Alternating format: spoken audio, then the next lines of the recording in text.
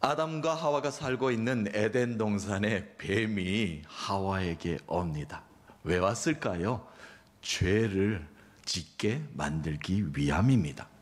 하나님이 만든 짐승 중에 가장 강교한 짐승이다 라고 이름 지어진 이 뱀이 하와에게 가서 이렇게 묻습니다. 이 동산에 열매 과실이 참 많은데 이거 다 먹으면 되지 않는가? 왜 먹지 않는가? 하와가 이야기합니다. 하나님이 우리에게 먹으라고 했다. 우리 다 먹고 있다 라고 이야기합니다. 그런데 너희가 먹지 않는 게 있지 않느냐? 하와의 연약한 부분을 건드리죠. 그렇지, 하나님께서 이 에덴 동산에 많은 열매를 우리에게 주셨는데 저 중앙에 있는 저 과실은 우리에게 먹지도 말고 만지지도 말라고 했다라고 이야기를 하고 있습니다. 그것을 먹으면, 만지면 죽게 될 것이다 라고 하나님께서 말씀을 하셨다는 거죠. 하와는 있는 그대로를 뱀에게 이야기합니다. 자, 뱀이 이제 본격적으로 하와를 꾀임에 넘어가게 만듭니다. 자, 그렇지. 그런데 그렇지 않아. 가서 그것을 먹으면 너희들이 하나님처럼 능력이 있을 것이다. 권능이 생길 것이다. 눈이 밝아지게 될 것이다 라고 이렇게 꾀이는 겁니다. 하와가 그 꼬임에 넘어가서 이제 그 열매를 먹게 되는 것이죠. 본격적으로 이 꼬임에 넘어가게 된 하와, 눈이 밝아지게 될 것이다. 그것 때문에 못 먹게 되지 않았는가? 자, 이제 먹어보라 라고 이렇게 말을 하게 됩니다. 자, 하와가 이제 그것을 먹음으로 그에게 이제 죄가 들어오게 된 것이죠. 먹음직도 하고 보암직도 합니다. 하와가 가까이 가보니까 정말 먹음직도 하고 보암직도 한 걸 우리가 왜 안 먹고 있었을까? 하나님이 이것을 왜 먹지 말라고 하셨을까? 라는 생각이 그 마음속에 죄가 들어오기 시작한 겁니다. 그래서 그것을 먹었습니다. 그리고 혼자만 먹었으면 얼마나 좋았을까요? 남편에게 갑니다. 혼자 먹기 좀 아까웠나 봅니다. 남편은 아담에게 가서 이거 한번 먹어보시오. 얼마나 맛있는지 알아? 라고 먹어봅니다. 남편은 참 아내가 주는 걸 잘 먹어요. 그래서 가서 먹었습니다. 그래서 어떻게 됐습니까? 둘은 공범이 되었습니다. 아담은 참 하와를 사랑해요. 그죠? 죄를 함께 지었으니까 말입니다. 그래서 그들은 진짜 눈이 밝아집니다. 어떻게 됩니까? 부끄러움을 느끼게 된 것이죠. 그래서 무화과 나무를 잎을 따서 본인들의 부끄러운 모습을 이제 가리기 시작을 합니다. 그리고 그들은 숨어 들어갑니다. 아담과 하와는 죄를 짓고 두려움이 덜컥 그 마음속에 들어오기 시작을 한 것이죠. 약속이나 한 듯 에덴 동산의 나무와 나무 사이에 숨어 들어가기 시작합니다. 하나님의 낯을 피하여 이제 숨어 들어가게 된 것이죠. 그때 에덴 동산에 강한 바람이 일었다라고 성경은 이야기합니다. 강한 바람 가운데 하나님의 음성이 들리기 시작합니다. 그것이 바로 오늘 여러분과 나누고 싶은 본문의 말씀입니다. 아담아, 아담아, 내가 어디 있느냐? 하나님이 이렇게 인간을 향하신 첫 번째 질문이 아담을 향하신 질문입니다. 자, 창세기 오늘 3장 9절 말씀 한번 읽어볼까요? 여호와 하나님이 아담을 부르시며 그에게 이르시되 내가 어디 있느냐? 하나님이 지금 나무와 나무 사이에 숨어있는 아담이 보이지 않으셔서 이렇게 물으실까요? 아담이 어디서 숨었는지 모르셔서 이렇게 물으실까요? 하나님의 묻는 진정한 이 질문의 의미는 내가 왜 나를 피해서 숨어 있느냐? 너가 지금 있는 자리가 맞느냐라고 이렇게 물으신 것이죠. 왜 죄 때문에 당당하지 못하고 지금 숨어 있느냐? 왜 잘못된 자리에 있는지를 지금 하나님께서는 아담에게 질문하시며 묻고 계신 것입니다. 하나님은 온천하 만물을 아름답게 잘 가꾸시고 창조하셨습니다. 하늘을 만드시고 땅을 만드시고 바다를 만드시고 새를 만드시고 궁창을 나누는 많은 것들, 또 꽃을 만드시고 바다의 물고기를 만드시고 그 중심에 누구를 만드셨습니까? 하나님의 형상대로 아름답게 인간을 지으시고 그곳에 생육하고 번성하고 다스리고 충만할 권한을 주셨습니다. 아담에게는 이미 하나님이 그런 권한을 주셨어요. 그랬음에도 불구하고 하나님의 뜻을 거역하고 뱀의 꼬임에 넘어가서 죄를 짓고 말았습니다. 하나님은 이 시대를 살고 있는, 오늘을 살고 있는 우리들에게 이렇게 질문하면서 물으십니다. 이 아름다운 세상을 너희들에게 주지 않았느냐? 그리고 복을 누리게 살게 하였음에도 불구하고 지금 이 땅은, 너희들의 나라는 지금 어디 있느냐? 라고 이렇게 질문하셔요. 그리고 왜 하나님의 낯을 피하여 너희들은 숨어 지내야만 하는 죄 가운데 빠져 있느냐? 라고 우리에게 이렇게 물으십니다. 결국 아담과 하와는 하나님의 품을 떠나 다시는 에덴으로 들어올 수 없는 에덴의 동쪽으로 이제 쫓겨나가게 됩니다. 왜 그렇습니까? 죄를 지었기 때문에 그렇습니다. 한순간의 잘못이 하나님을 떠나 영영 에덴 동산의 그 은혜로운 땅에, 축복의 땅에 들어오지 못하도록 하나님께서는 불로 가로막으시고 에덴의 동쪽의 땅에서 살게 만들으시는 진노와 재앙을 면치 못한 아담과 하와를 성경은 고스란히 창세기 시작부터 기록을 하고 있습니다. 자, 그곳에서 이제 두 아들을 낳게 되죠. 첫 번째 아들은 이름이 가인이요, 둘째 아들은 아벨입니다. 자, 부모의 마음속에, 부모의 삶 가운데, 인생 가운데 죄가 들어오니까 이 아들은 엄청난 더 큰 범죄를 저지릅니다. 이 땅 가운데, 하나님이 세우신 이 아름다운 땅 가운데 인간이, 사람이 사람을 죽이는, 피를 흘리게 만드는 그 엄청난 범죄를 저지르게 합니다. 형이 동생을 죽이는 사건이 일어나게 된 것이죠. 성경 가운데 최초 살인의 죄가 일어나게 됩니다. 왜 이런 범죄가 일어났는가? 두 아들을 중에서 형 가인은 농사를 지었고 동생 아벨은 동물을 길렀습니다. 형은 곡식으로 그냥 제사를 드려서 하나님께 영광 올려드렸지만 동생의 제사는 참 귀한 제사입니다. 동물로 하나님께 아름답게 제단을 쌓았고 또한 그 기름을 통하여 하나님께 제단을 올려드렸습니다. 그랬더니 하나님께서는 동생 아벨의 제사는 받으셨고 형 가인의 제사는 받지 않으셨습니다. 거기에 이제 형이 화가 많이 난 것이죠. 그래서 그 죄를 가장 강력하게 이제 표현을 합니다. 동생 아벨을 시기하여 그를 죽이게 되는 것이죠. 동생 아벨의 피가 땅에 뿌려지게 됩니다. 하나님의 진노와 재앙이 이제 임하기 시작을 한 것이죠. 자, 이제 하나님께서 가인에게 나타납니다. 이제 가인에게 나타나서 하나님이 가인을 부르십니다. 그것이 바로 인간을 향하신 하나님의 두 번째 질문이 되겠는데, 가인아 가인아 내 아우 아벨이 어디 있느냐? 아담을 부르셨을 때는 아담아 아담아 네가 어디 있느냐 했는데, 가인을 불렀을 때는 가인아 네가 어디 있느냐가 아니라 가인아 네 동생 아벨이 어디 있느냐라고 이렇게 동생이 어디 있는지를 물으셔요.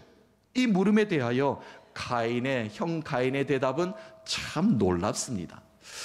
아담을 부르셨을 때는 창세기 3장 9절이었지만 가인을 불렀을 때는 하나님이 4장 9절에서 하나님의 음성으로 들려주십니다. 자, 4장 9절 말씀 한번 보겠습니다. 여호와께서 가인에게 이르시되 내 아우 아벨이 어디 있느냐? 그가 이르되 내가 알지 못하나이다. 내가 내 아우를 지키는 자니까. 내가 왜 내 동생을 왜 지켜야 됩니까? 이제 발뺌을 하는 그런 말을 하고 있습니다. 하나님의 두 번째 이 질문, 인간을 향하신 질문의 의미는 왜 형제를 사랑하지 못하는가? 왜 형제의 피의 울부짖음이 땅을 적시게 네가 만들었는가? 너의 형제를, 너의 이웃을 왜 방치해 두고 있는가? 그들이 지금 어디 있는가? 라고 하나님께서는 이렇게 질문하고 물으셨습니다. 성경의 핵심적인 단어는 하나님의 사랑입니다. 하나님이 인간을 사랑하셔서 이 땅 가운데 하나님의 은혜와 은총을 마음껏 누리게 하시고 복 주셨고, 하나님의 구원의 역사 가운데 인간을 끊임없이 사랑의 모습으로 하나님께서 이끌어 주셨어요. 그리고 그 사랑의 완성을 예수 그리스도께서 십자가에서 죽으심으로, 그 사랑의 피를 흘리심으로 우리를 죄 가운데 놓여있는 우리를 구원하셨고 다시 하나님의 품 안으로 돌이키게 만들어 주셨습니다. 그리고 성령님께서는 끊임없이 예수 그리스도가 오시는 그날까지 우리가 그 믿음을 지키도록, 하나님의 사랑 안에 살 수 있도록 우리를 붙잡아 주고 계시다는 겁니다. 하나님의 사랑입니다. 하나님은 태초부터 다시 오실 예수 그리스도가 이 땅을 완성하는 영광의 자리에 임하는 그 순간까지 하나님의 사랑은 끊임없이 우리를 향하고 계시다는 것입니다. 그래서 예수님께서도 이 땅에 오셔서 구약의 말씀을 그대로 연결하셨죠. 내 이웃을 내 몸과 같이 사랑하라 하나님이 말씀하셨고, 그것을 너희들이 아노니, 그것을 아는 너희들은 세상에 그 사랑을 전하며 실천하며 살아야 되는 것이 마땅하다라고 우리에게 가르침을 주시고, 그는 십자가에서 그 사랑을 보여주셨습니다. 자, 이 성경은 그렇게 계명을 강조하고 있는 하나님의 사랑, 그 사랑을 강조하고 있는 이유는 무엇입니까? 하나님은 음성으로 우리에게 계속해서 말씀하십니다. 내가 지금 어디 있느냐? 또한 너의 형제는 지금 어디 있느냐? 너의 가족들, 너의 이웃들이 지금 어디 있느냐? 왜 길에 방치해 두고만 있는가? 왜 그들을 버려두고만 있는가? 하나님의 사랑을 끊임없이 질문하시고 또 질문하고 계십니다. 하나님은 지금 우리가 살고 있는 현재 어딘지, 우리의 살고 있는 좌표가 분명히 어디인지, 하나님 품 안에 있는지, 떠나 있는지, 죄의 길에 있는지, 하나님이 인도하시는 길 가운데 있는지를 분명하게 하나님은 성령님을 통해서 음성으로 우리에게 묻고 또 물으십니다. 왜 그렇습니까? 믿음의 자리, 복된 자리가 죄 때문에, 어둠의 영 때문에 하나님의 영역 안으로 들어오지 못하고 사는 우리가 너무나 안타까워서 그렇게 하나님은 우리에게 이름을 불러가면서 우리를 부르고 계신다는 겁니다. 하나님의 품 안이 복된 자리입니다. 하나님의 명령을 지켜 준행하며 순종하는 자리가 복된 자리입니다. 그 은혜의 자리를 회복하신 여러분 되시기를 예수 그리스도의 이름으로 축원합니다. 예수님도 이 땅에 오셔서 은혜 받은 자들, 그들이 도대체 어디 갔느냐 한번 찾으신 적이 있어요? 예수님께서 십자가 이제 예루살렘 길로 향하시는 길에 갈릴리 지역과 북이스라엘 사마리아 땅, 유대인들이 업신여겼던 그 땅이죠. 그 사이길로 이제 지나가시던 길에 나병 환자 10명이 예수님께 찾아옵니다. 갈릴리 사람도 있을 것이고 거기에는 뭐 이방 땅 사마리아인도 섞여 있을 것인데, 이 10명은 예수님께 와서 이제 요청을 합니다. 소리를 질렀겠죠. 예수시여, 예수시여, 우리를 불쌍히 여겨 주옵소서. 우리의 병색이 너무나 깊습니다. 고칠 길이 없습니다. 우리를 고쳐 주옵소서. 낫게 하여 주옵소서 라고 간구합니다.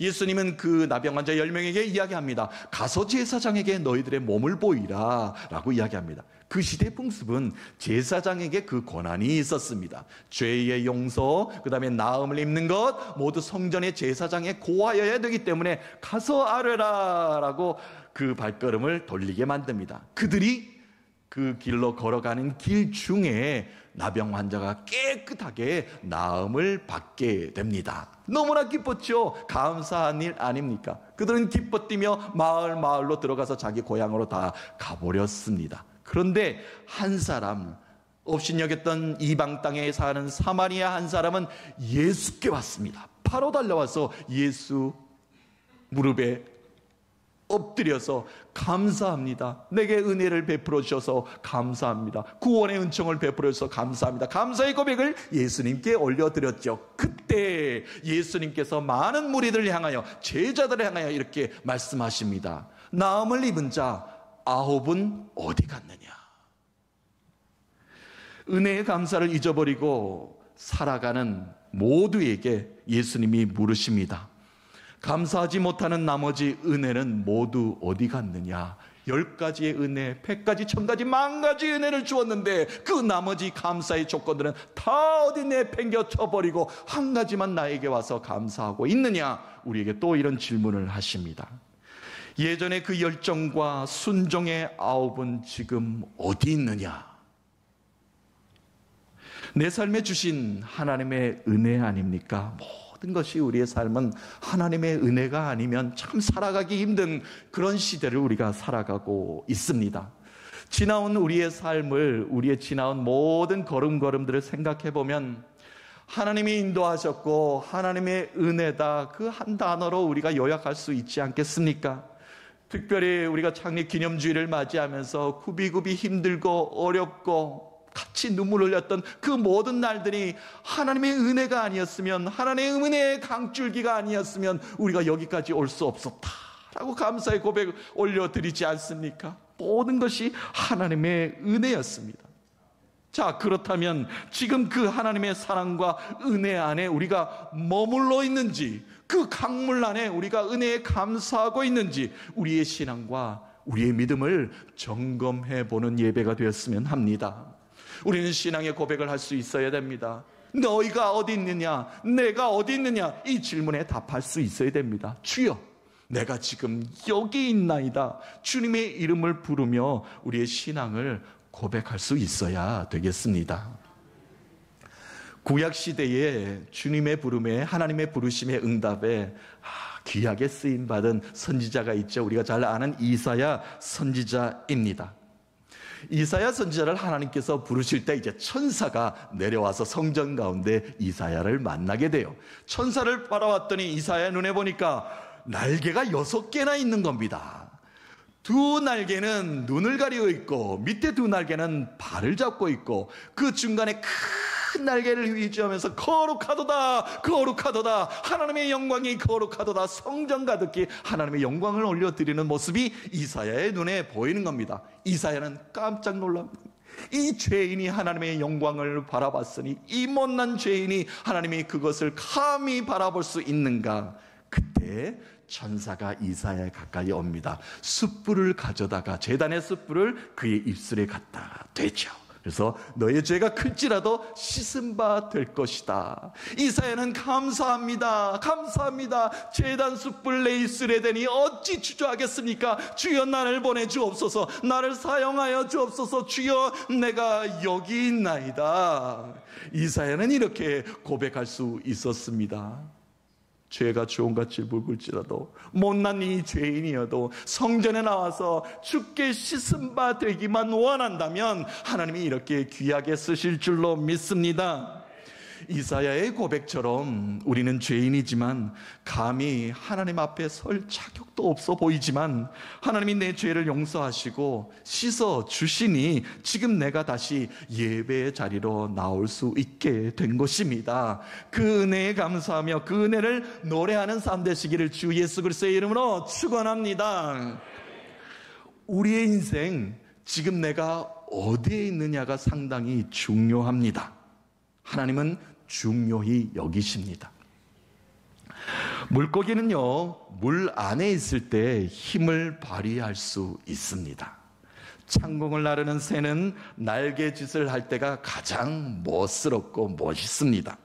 아름다운 꽃은 꽃을 잘 가꾸어진 화단에 있을 때가 그 품위가 빛이 납니다.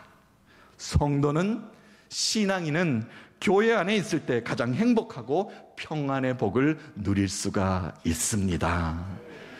세상의 유혹이라는 것은 우리를 죄 가운데 묶어두려고 합니다. 교회 나가지 못하게 합니다. 신앙생활 하지 못하게 합니다. 기도하지 못하게 합니다. 찬송하지 않고 세상 노래만 부르게 만듭니다. 그러나 하나님께서는 그 순간순간을 모두 알고 계시고 그 순간순간마다 우리의 이름을 부르며 너는 지금 어디 있느냐라고 이렇게 질문하십니다. 물으시며 우리를 부르시고 다시 하나님의 품으로 품어주시는 것이 바로 하나님의 사랑입니다. 그 부르심에 응답하시며 믿음의 자리를 떠나지 않는 여러분 되시기를 축복합니다. 하나님은 오늘도 우리를 사랑하십니다. 예배 가운데 임재하셔서 우리에게 은혜 베푸시기를 원하십니다. 나의 이름을, 우리의 자녀들의 이름을 부르시며 그 사랑을, 그 은혜를 베풀어 주시는 하나님이십니다. 한 주간 동안 우리의 삶 가운데 하나님이 우리의 이름을 부르실 것입니다. 응답하십시다. 주님, 내가 여기 있습니다. 나를 사용하여 주옵소서. 주님의 도구로 쓰임받기를 원합니다. 주님의 은혜의 자리에서, 축복의 자리에서 마음껏 세상 가운데 주의 이름을 선포하며 살겠나이다. 이렇게 고백하시면서 우리의 신앙을 고백을 통해서 영광 받으시는 주께 영광, 우리의 삶 가운데는 은혜의 자리, 우리의 자녀들은 축복의 평강이 우리의 삶의 일터 가운데에서는 하나님께 영광 올려드리는 귀한 자리 되셔서 승리의 한 주간 삶이 되시기를 예수 그리스도의 이름으로 축원합니다.